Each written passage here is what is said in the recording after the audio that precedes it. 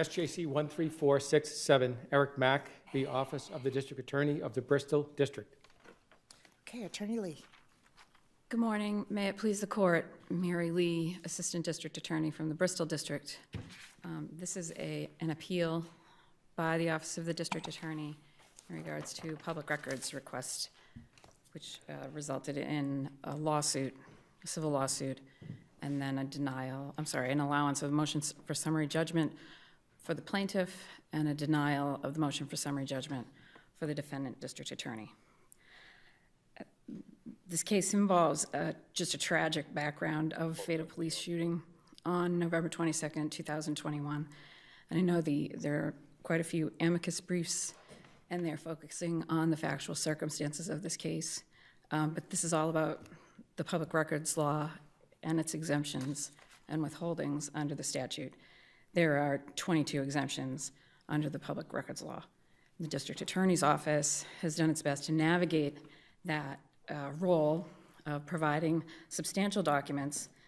There were over 380 pages of redacted reports and documents, over 200 photographs, 9 videos, 6 audios, and those were placed on a website so they'd be available to the public after the request in this case to be as transparent and open as possible. And it's very understandable that the requester, who is the decedent's brother, wants every scrap of paper, every piece of document that they can get. But the public records law, while it says all documents, has these exemptions. But there's a exception, there's a new exception. Yes. And the new exception has to do with law enforcement misconduct investigations. And what are the implications of that for the balancing that goes on with the privacy exemption? It seems like it would eliminate the balancing of the privacy exemption with the law enforcement misconduct exception. So that exception came into play in the 2020 amendment to the statute when POST was created. I assume everybody has read the brief and knows what POST is. So that came about in 2020. So that misconduct investigation exception is to the privacy exemption. So our exemptions were not entirely under the privacy exemption, though some of them were. I know, but on the privacy exemption, am I right that we don't do the balancing on the privacy exemption now that we have this law enforcement misconduct investigation exception to the exemption? So the exception says that records related to a law enforcement misconduct investigation are an exception to the privacy exemption from the public records law. And so they get disclosed. So, I'm sorry? And so they get disclosed. So they get disclosed, yes. So one of the big questions in this case is whether this matter constitutes a law enforcement misconduct investigation. So How is it not? So this is a death investigation under Chapter 38, Section 4. There has been no accusation of misconduct against the officers. There has been no finding of misconduct by the officers. What is the purpose of the death investigation? It's to determine whether there was a criminal action. So misconduct. So I would suggest that we are not the employer of the police. We are not conducting an internal affairs investigation, and we are determining whether a crime has been committed. But no allegation has been made against the officers, and no finding has been made. Sorry. Isn't this exactly what the statutory change is for, so that we can have transparency, try to understand what happened, so that a lot of public good, including for the family, but also for confidence in our system of justice and in law enforcement investigation. Right, and the district attorney's office is trying to be transparent. We've released a large number of the records. The privacy exemption that we're currently citing and fighting in this appeal is regarding the names of the officers. The reports of the conduct have been released. The amicus briefs and the plaintiff's briefs show that what our discovery, our disclosure of these records has done has given the public just that, the opportunity to look at these records and make a determination whether the district attorney has acted correctly, whether the police officers have acted correctly, whether the public agrees or disagrees with how the public officials have acted in this case. The question of the names is where we fall to the privacy exemption. So I would... Why would you, though? I mean, I guess I'm struggling of the rationale. You have public employees in the discharge of their public obligations and job duties are involved in an underlying case where there's a concern as to whether or not it was lawful or what have you. Why would that be protected?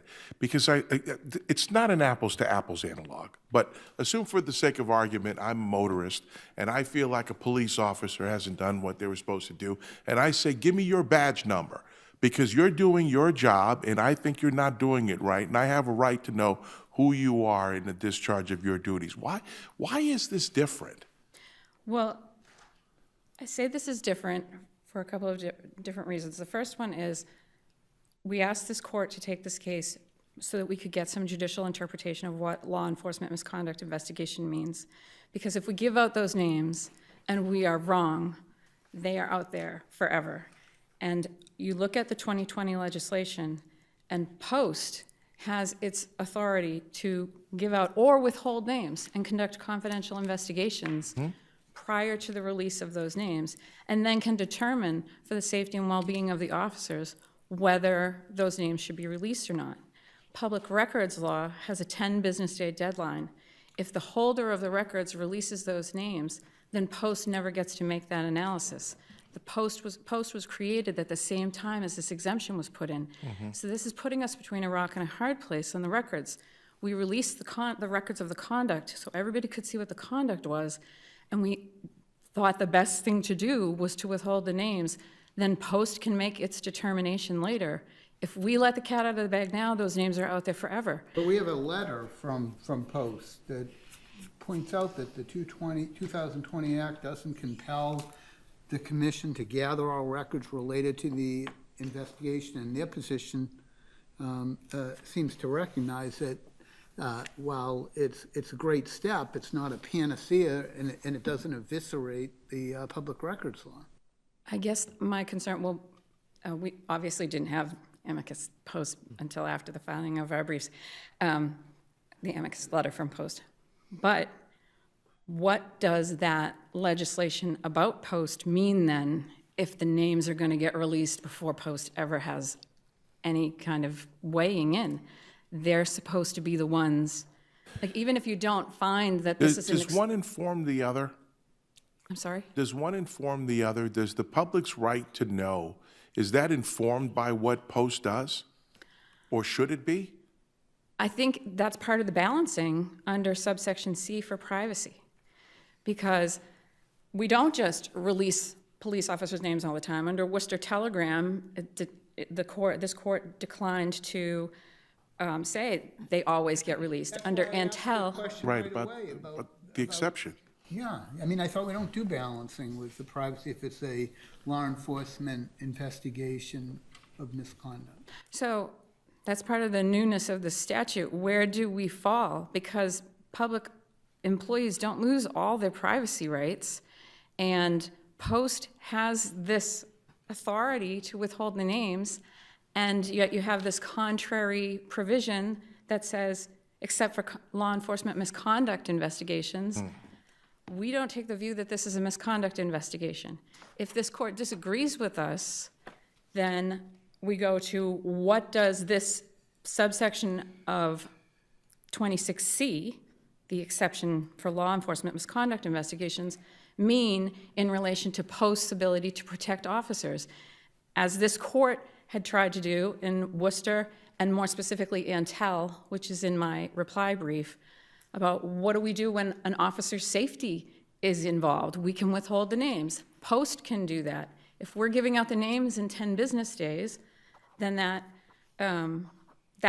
review by Post can never happen, and one part of the statute would seem to cancel out the other, and no part of the statute can be superfluous. So you're saying that an investigation into the death to determine whether a crime has been committed doesn't fall within the law enforcement misconduct investigation plain language because otherwise post is meaningless. So that's actually two parts of my argument. I do agree with the first part of the argument where I said this isn't a law enforcement misconduct investigation because this is a death investigation. We're not the employer. This is not an internal affairs matter. We have not made an allegation. No one has made an allegation against the officers, and there's been no finding of misconduct by the officers. The second part is that if this is a law enforcement misconduct investigation, is it enough to give out the records and protect the names of the officers, as was done prior to the 2020 amendment in Antel, and let Post decide whether they go out or not, whether they're disclosed or not? Or does that provision, when considered in conjunction with Post, which was made at the same time by the legislature, let us disclose all the conduct and keep back the process I guess of that's officers' names? why I still go back to the original point, because, you talked about the statutory construction, and that's not what the legislature said when they created that exception to the privacy exception. They didn't say, but go see Post. Right. So I guess, is it, not that you're saying this, but is it the withholding of this, saying we have no dog in the fight, and hey, SJC, tell us where to go? We have a dog in the fight in that we want to make sure we get it right. And releasing the names before we're sure we got it right seemed like we were completely undercutting Post. So you are looking for guidance from this court, and Yes. What Yeah, we we just- want to know what the right thing to do is, because as I said, it's like being in between a rock and a hard place. You are required to give out the records, but you're required to protect privacy. They want the names, but some of the case law permits the protection of the names of police officers, and the Post legislation seems to protect the names of the officers, and no part of the statute can be rendered superfluous. So what am I, as a records access officer, supposed to do in those circumstances, rather than disregard all privacy rights and disregard the authority of Post that was given to them by the legislature? We released all the conduct of the misconduct, if you call it a misconduct investigation, or as we call it, a death investigation. We released all the records of that conduct and simply withheld the names. And that is how we think the court should be reading this. But I admit it is a difficult question that I'm presenting to you, and that's why we asked for direct appellate review. You have the Special Assistant AG's view of it. I understand. I respectfully disagree. They have been given authority from Post, and they're saying they don't have that authority. I'm sorry, Post has been given that authority by the legislature, and it says right in the statute they're supposed to consider the welfare and safety of the officers before they release those names. So I respectfully disagree with my brother, who's the Special Assistant AG and the Attorney General's office. Understanding this is a very difficult amendment to reconcile with privacy, with protection of police officers, and with the Post legislation generally. I would like to note that the motion judge's decision, part of the reason we appealed is that the motion judge's decision contains errors that we simply could not let stand because they will create bad law as persuasive authority. My brother, the plaintiff, has agreed that the judge should not have considered the relationship between the requester, the plaintiff in this case, who is the brother of the decedent. The balancing on release of records and withholding of records is for the public interest. And also, he did not talk about the investigatory exception, which I see I'm running out of time, but this, I think, is the most important part of this case to me. I will rely on my brief for the other parts. The recorded interviews of the police officers. Those were under the investigatory exemption. The Superior Court judge did not even consider the investigatory exemption.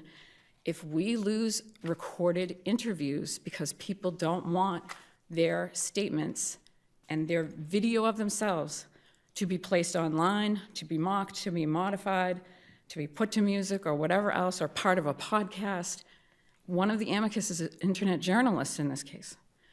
If we lose those investigations, I'm sorry, lose those portions of our investigations with the recorded interviews of the police because they don't want it to be public, they don't want their kids to see it, they don't want their parents to see it, then we lose an important investigatory tool that this court has said is necessary in D. Giambattista. And if we do go to prosecution, we end up with an adverse instruction on it, even if someone has declined to be recorded.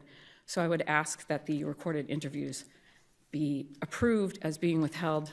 I would rely on my brief for the work product exemptions in the in-camera appendix, as well as the privacy exemptions for individuals of the photographs in the in-camera appendix. I think the photographs speak for themselves. If there are any other questions, I am happy to answer them. I guess I'm just trying to figure out why this wouldn't be considered misconduct, aside from the fact that you're not, the officer's employer, just generally. Because there's a fatal shooting. So, Yes, so why wouldn't that be under the so umbrella of police as this misconduct? court's murder instructions show, there are many reasons why a homicide would be justified in self-defense, defense of another, accident, and none of those things would necessarily involve the misconduct of the person committing the act. Enforcement misconduct investigations. I mean, you've got the word investigations in there. It's not limited by the result. Right, and I think one of the amicus pointed out that the legislature didn't say finding of misconduct, and I acknowledge that. But here, unlike the Boston Globe Media versus CJIS on the booking photos case, you don't have like an arrest of a public official with the booking and the photograph being taken, which stands in what I would suggest is the accusation. What we have here is an incident that happened. Our office investigates it as we're required to under statute to determine if any criminal activity has happened without accusation against the officers and without a finding against the officers. And so we would suggest that's not a misconduct investigation. I acknowledge the answers that my brother, who's an assistant district attorney, gave to the Superior Court, which is noted in one of the amicus briefs, that of course we were checking to see if there was misconduct. Of course we were checking to see if there was criminal activity. We have to determine if a crime has been committed. Right. So I would suggest in this case, that's for this court to decide if the legislature meant internal affairs investigations by the employers, or do they mean every time the DA's office is looking for Brady records or looking for exonerations of officers or conducting an investigation and determine no crime has been committed. What does this language mean? If this isn't a misconduct investigation, how do we reconcile that with Post's ability to withhold these names if these names are being given out at such a quick rate? I would also acknowledge that our office, because of the voluminous records, did not respond within the 10 business days that I'm talking about here. But with the clarity of this court, we would hopefully be able to respond more quickly. The first denial was because there was an investigation pending, and then when we completed the records, I think it was between February and April of that year where we were completing the records because of the man hours required for the redactions. Okay. All right. Thank you. Thank you very much. Okay, Attorney Friedman. Thank you, Madam Chief Justice and members of the court. I'm Howard Friedman, here representing Eric Mack. And of course, we agreed on how you interpret a statute. You look at the plain language and the purpose, and it seems clear to us that it says, the subclause shall not apply to records related to a law enforcement misconduct investigation. That's fairly broad. And I can answer Chief Justice Budd's question, well, what does it mean? And I tried to figure that out. And my view is that it's saying that the privacy exemption does not apply to a public records request that seeks records related to an investigation to determine if a person or agency who enforces the law has committed misconduct by violating the Constitution of the Commonwealth of the United States, the laws of the Commonwealth of the United States, or standards, policies, procedures, rules, or regulations of a police department or other law enforcement agency. And this doesn't really apply only to police. It applies to law enforcement agencies. And that's broad. A district attorney's office could be considered a law enforcement agency. It certainly doesn't require that the agency employ the police officer. It's focused on an investigation. And I suppose my sister has agreed to this. We cite in the brief at the argument on the motion for summary judgment, when the judge asked the assistant district attorney, he said, you have to be at least anticipating that you're thinking about whether there's misconduct done in the performance of one's duties. He said, of course. And whether there was a crime committed. He said, of course. We're conducting a criminal investigation, whether we decide in this case there's a homicide, whether there was reasonable or excessive force. Certainly, if a police officer used unreasonable force in causing the death of an individual, that would be law enforcement misconduct. When you conduct an investigation, you don't start necessarily with an accusation. Investigation should be a search for truth. And you should start with a plain slate and be looking to see where the facts will lead. That's what we're talking about here, an investigation. So police do things that are really sensitive. They do investigations that are really sensitive. They're part of units that sometimes that you need a certain level of anonymity. When you have the underlying facts, but all you're not given is the specifics of who the actors are, isn't that enough? Doesn't that balance? I understand Justice Lowy made this point very clearly, that the privacy exemption, we're not doing the balancing anymore that we used to with this exception, but there is still sensitive information with respect to who folks are when you're talking about specific officers. And if you have the underlying facts of what they are alleged to have done, why isn't that enough? Why isn't that a reasonable interpretation of what not only the privacy exception, but then what was added in 2020? Well, the 2020 exception to the exemption only applies to privacy. There are, as my sister pointed out, 22 other exemptions. So that may well, for example, if it involves an informant, that might not be provided. But if you look in the record and you look at the reports that we were provided, they look like Swiss cheese. Blank said to blank, blank. And with that, you can't really tell what happened. We have some information about what happened. So I would say in your situation, it would require a different exemption. The privacy exemption no longer applies. The rest of the public records law exemptions would apply. Why don't the videotapes fall within the investigatory exemption? When you say the videotapes of the law officers? Sure. Well, I think this is a case perhaps like the Boston Globe versus the Police Commissioner of Boston, which was the Stewart case, where they'd already released some information. We have information. What they provided us are summaries of the police officer's statements, and the summaries stay right on them. This is only a summary. If you want to know the full story, you've got to listen to the recordings. And so without the recordings, we don't know the full story, and there are questions that we have about what happened. There's questions here. But, you know, when you were talking about the privacy exemption, you went to the words of the exemption. Now, sticking to the words of the exemption in the investigatory exemption, why do you construe those words not to protect the videotapes? The investigatory exemption, as you know, is not all-inclusive. This court has It's not what? It's not inclusive. This court has said there are exceptions to the investigatory exemption, and one of them was actually Boston Globe versus the Boston Police Commissioner. Here, what they have said, the reason that these are subject to the investigatory exemption is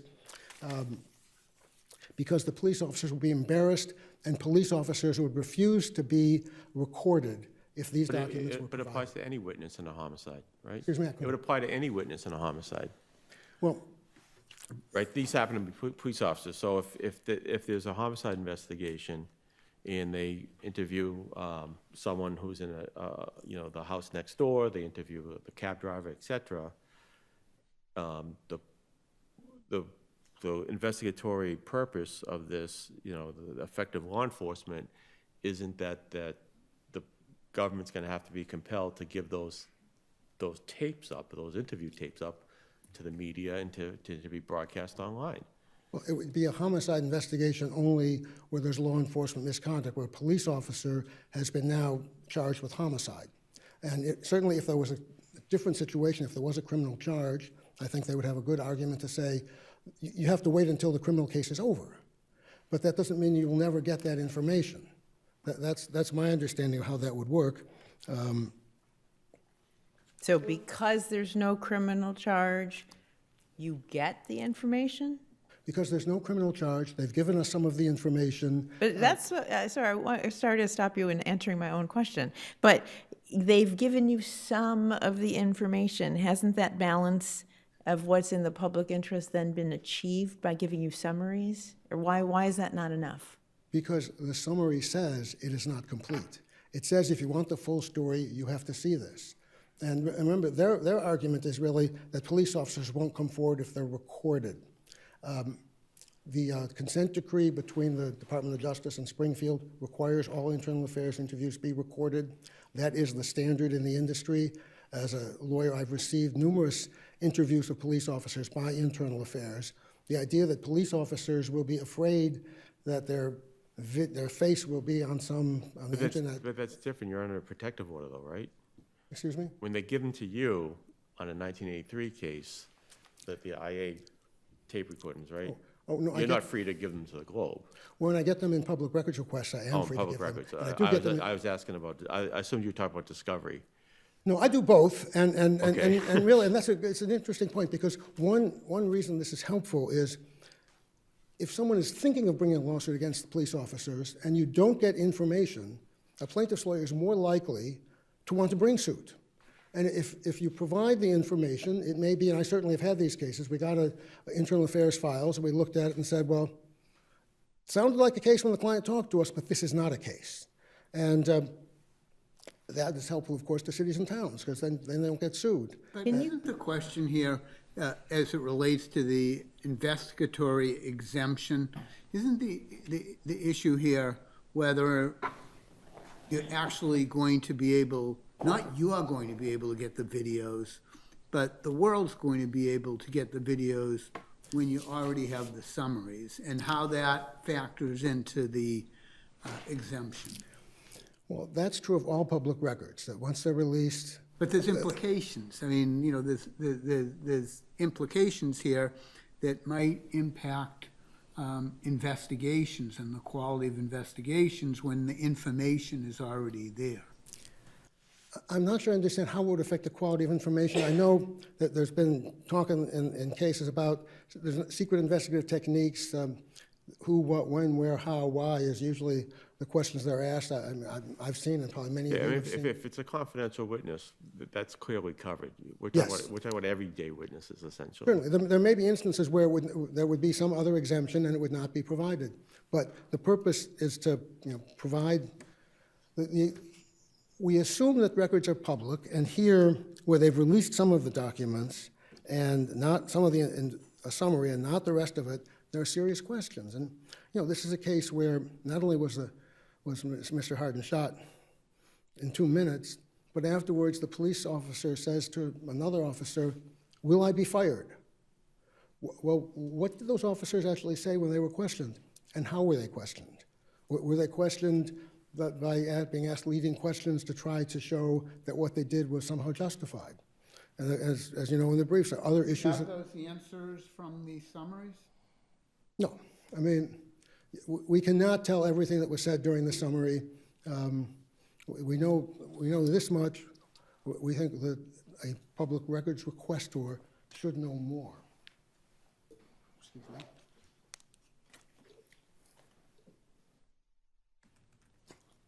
You know whether a transcript exists? There is no transcript. And of course, in a public records request, They don't have to create. they don't have to create a transcript. Right. So, That's what I asked, whether that was part of the. in fact, recently, when I've done public records request in Boston, they used to provide a transcript. Now they give me an audio interview, and we pay for the transcript. So would a transcript be sufficient? Probably. But if there's only audio and video, we Was that certainly... part of your ask as well, for any transcripts? Well, we can't ask them for a transcript.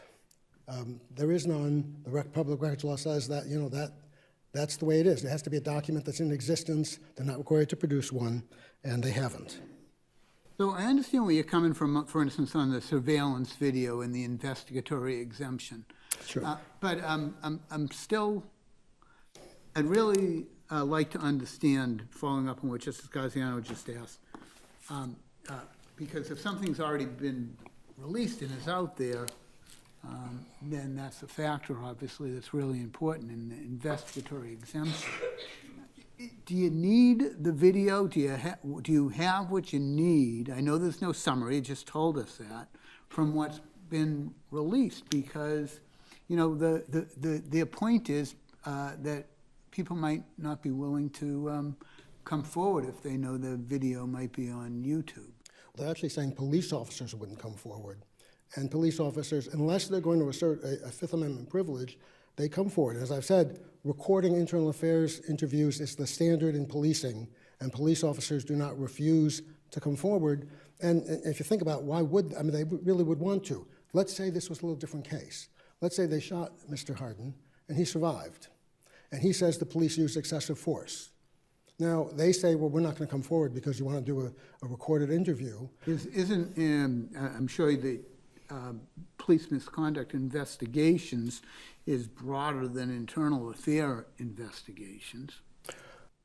Well, an internal affairs investigation should be an investigation of police misconduct, sort of by definition. Right, but it could be broader. I'm worried that, of your point, that every police officer interview is already videotaped. I'm just wondering if that's accurate. And not always, they're often tape recorded. They're not all videotaped. I guess the state police choose to do that.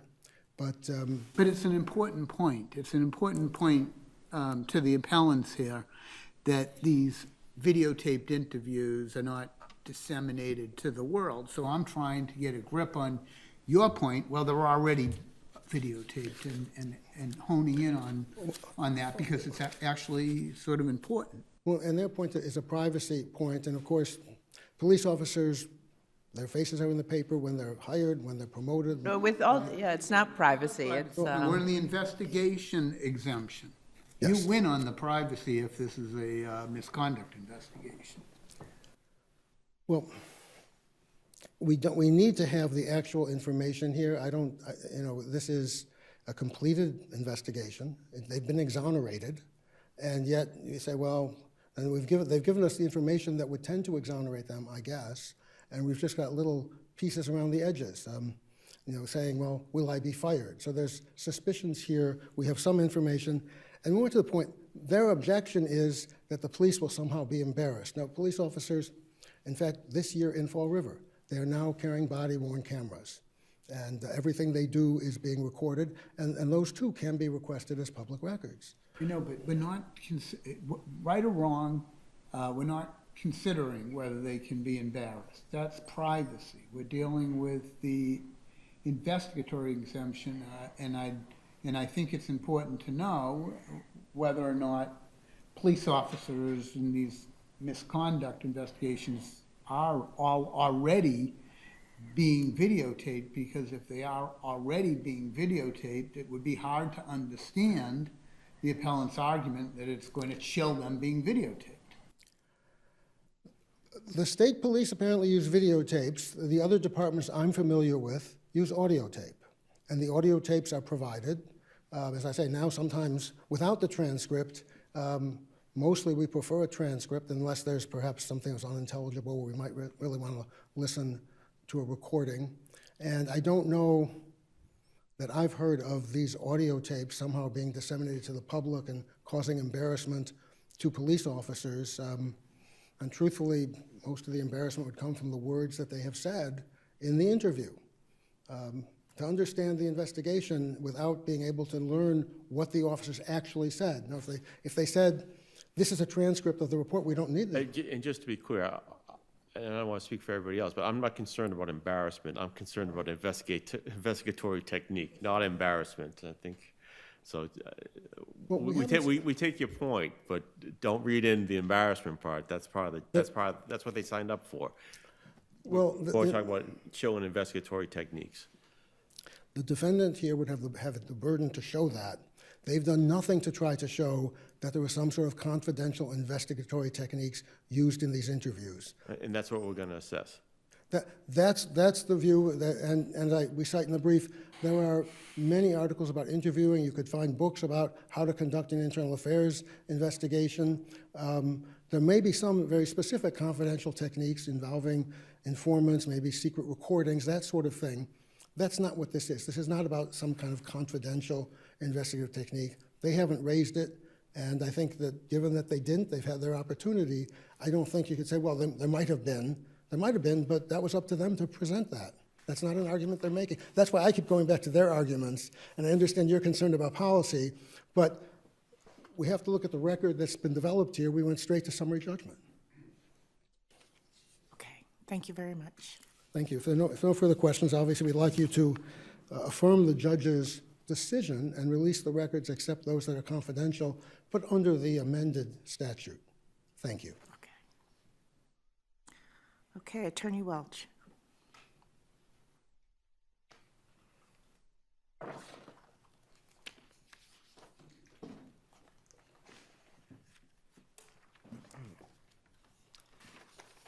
Good morning, Your Honors. May it please the Court. I am Graham Welch, and I represent Lawyers for Civil Rights in a group of amici who are deeply committed to racial justice and to greater transparency and accountability in law enforcement in the Commonwealth. We respectfully request that the Court affirm the judgment below and maintain the law investigation misconduct carve-out to the privacy exemption to the Public Records Law as written. And just to start off, I would like to redirect this Court's attention to the plain language of the misconduct investigation carve-out, which states in relevant part in Chapter 4, Section 7, Clause 26C, that there is an exception requiring disclosure of, quote, records related to a law enforcement misconduct investigation. And the District Attorney's Office argues that this was not a law enforcement misconduct investigation because, first, this was not an investigation of misconduct, and second, there was no finding of misconduct. Accordingly, they argue that that the carve-out does not apply, and they are under no obligation to release records as a matter of law, despite Clause 26C. First, just as a matter of statutory interpretation, this argument by the District Attorney is incorrect, and the carve-out applies regardless of whether there is a finding of misconduct. This ignores the clear language of Clause 26C, which is written broadly to include all records that are related to a law enforcement misconduct investigation. There's no requirement in the statute that there needs to be a finding of misconduct. Similarly, there is no requirement that it needs to be an internal investigation or conducted by the Internal Affairs Board or any other carve-out. It is written broadly in that respect. Assume that we agree with you on that point. Can you address the investigatory exemption? What I would say as to the investigatory exemption is that the conflict is not necessarily with the privacy carve-out because of the fact that the privacy carve-out is written so broadly that any records that result from a misconduct investigation are included therein. And this is really what goes to the heart of the creation of the misconduct investigation, which was the 2020 Act relating to justice, equity, and accountability in law enforcement in the Commonwealth. Can I ask you then a question? I'm confused. Are you saying that carve-out for the privacy exemption applies to the investigatory? No, I'm just Okay. saying it's written incredibly broadly. Yeah, Yes. so that was my question. So assume you win on that one. Mm-hmm. Then you also have to, or we also have to look at the investigatory exemption and what you heard from some of the questions. That's at least, there's a concern about that. I want to give you the opportunity to address that as well. Absolutely. And I think just my primary argument there is that the privacy the privacy section is so broad that the investigatory exception will not create an issue there.